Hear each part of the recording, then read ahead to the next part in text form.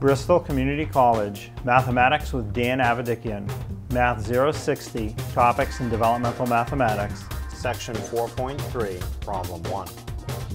This is Section 4.3, Problem 1. It says the following figure consists of 100 little squares made up of 10 rows of 10.